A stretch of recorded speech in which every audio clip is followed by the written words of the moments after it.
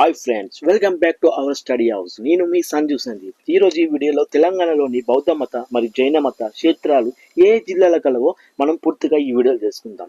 Video ఎక్కడ కూడా skip చేయకుండా ఎండ్ వరకు చూడండి, ఎందుకంటే ఇది మీకు ఎంతో లెంత్గా కాకుండా చాలా షార్ట్గా మీకు గుర్తుండేలా నేను వీడియోని మీకు అందిస్తున్నాను. కావున ప్లీజ్ దయచేసి ఒక లైక్ చేయండి, అలాగే వీడియోని స్కిప్ చేయకుండా ఎండ్ వరకు మాత్రం చూడండి తప్పకుండా. మొదటగా తెలంగాణలో జైన మత క్షేత్రం ఏ జిల్లాల కలవో మనం ఇప్పుడు తెలుసుకుందాం. కొలనుపాక అనే క్షేత్రం యాదాద్రి భువనగిరి జిల్లాలో కలదు. బోధన్ అనే క్షేత్రం నిజామాబాద్ జిల్లాలో కలదు. పొట్ల చెరువు అంటే పటాణ చెరువు అని కూడా పిలుస్తారు, ఇది సంగారెడ్డి జిల్లాలో కలదు. మునులగుట్ట అనే క్షేత్రం కరీంనగర్ జిల్లాలో కలదు. కుల్చారం అనేది మెదక్ జిల్లాలో కలదు. జోగిపేట అనేది మెదక్ జిల్లాలోనే కలదు. కురిక్యాల అనేది కరీంనగర్ జిల్లాలో కలదు. హన్మకొండ ఇది వరంగల్ అర్బన్లో కలదు. వేములవాడ క్షేత్రం ఇది రాజన్న సిరిసిల్లలో కలదు.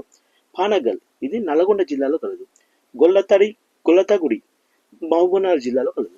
ఇప్పుడు తెలంగాణలో బౌద్ధ మత క్షేత్రాలు గల జిల్లాల గురించి మనం తెలుసుకుందాం. ధూళికట్ట పెద్దపల్లి జిల్లాలో కలదు. మిర్జంపేట ఇది కూడా పెద్దపల్లి జిల్లాలోనే కలదు. కోటిలింగాల జగిత్యాల జిల్లాలో కలదు. ఈ కోటిలింగాలనే మొట్టమొదటిసారిగా శాతవాహనులు రాజధానిగా చేసుకుని పరిపాలించారన్నమాట. పాషిగం జగిత్యాల జిల్లాలోనే కలదు. తంబలపల్లి ఇది కూడా జగిత్యాల జిల్లాలోనే కలదు. పనిగిరి సూర్యాపేట జిల్లాలో కలదు.